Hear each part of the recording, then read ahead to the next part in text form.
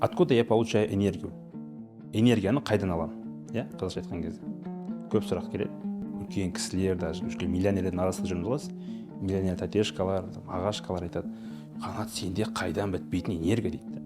Мен айтам, Құдайдан берген деп айтамын да, бірақ кейіннен ойланып қараймын да, шынымен де мен қайдан алатынмын энергияны деп. Сөйтсем, мен бір жақсы ұстанып жүрмін соңғы кездері. Аптасынан бір рет хотя бы спортқа бару керексің. Аптасынан бір рет массажға бару керексің. Аптасынан бір рет бассейнге бару керексің. Спорт всегда болу керек аптасынан бір рет.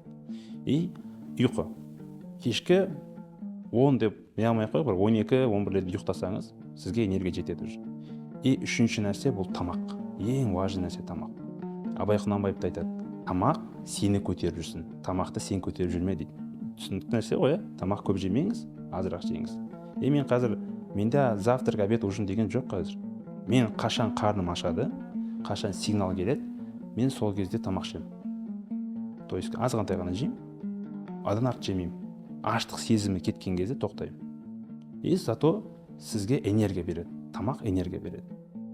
А сіз тойып жеп алсаңыз, ойлаңызшы, 5 бармақ жеген кезде еске түсіріңізші, тойып алып, тыңқиып алып, не ұйықтай алмайсың, не жүре алмайсың, сондай болмас үшін азырақ тамақ жеңіз.